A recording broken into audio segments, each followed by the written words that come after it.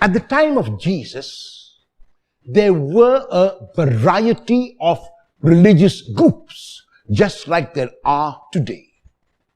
And each religious group believed in some specifics and not in others. While the larger majority of the people at the time of Jesus did have some belief in the resurrection without any clarity, there was a group named the Sadducees who did not believe in the resurrection. And they did not believe in the resurrection because they accepted only the first 5 books called the Torah or the Law or the Pentateuch: Genesis, Exodus, Leviticus, Numbers, and Deuteronomy. And their argument was that in these books there is nothing about the resurrection, and if this is the law given to us by Moses, if this is what God has communicated to us through the prophet Moses, and there is no resurrection there, then we cannot believe, and there is no resurrection. In order to show how belief in the resurrection is absurd, is illogical, they come to Jesus with a case.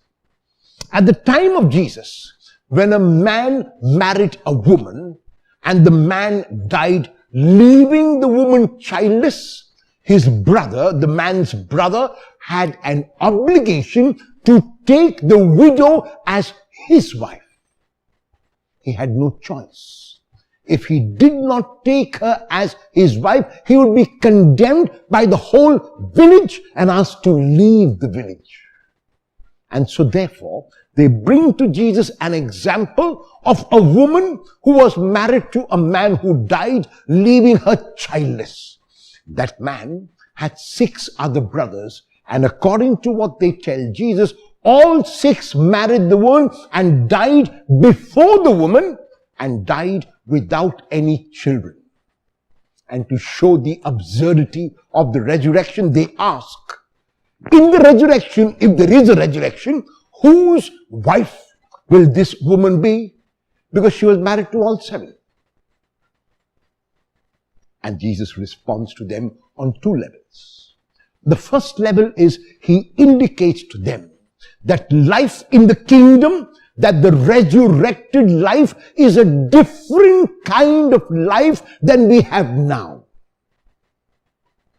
We notice that we plant seeds into the ground.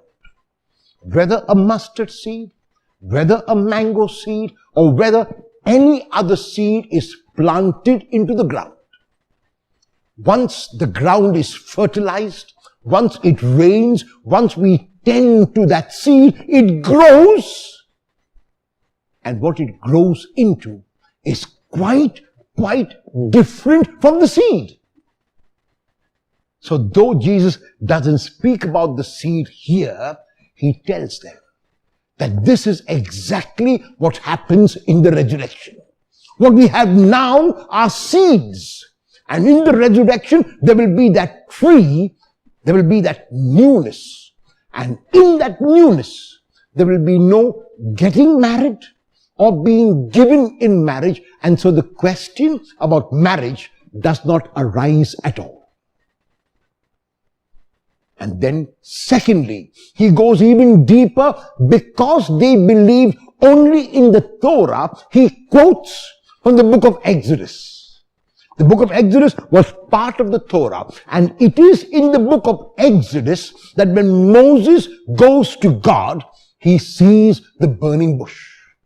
And the burning bush is the presence of God. It is from the burning bush that God tells Moses that he is the God of Abraham, the God of Isaac, and the God of Jacob.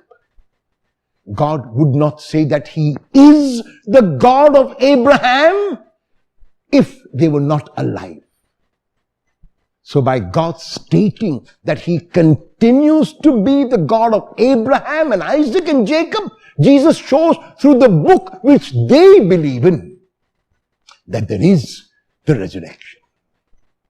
Whether the Sadducees were convinced or not is another matter. What is important is for each one of us to realize that this resurrected body that we will be given by the Lord in the new life that all of us are called to is a body that we must take care of now. We focus, unlike the Sadducees, not on what is going to happen in the resurrection or whether it will happen. We focus on the now, because the now will determine the later, and the present will determine the future.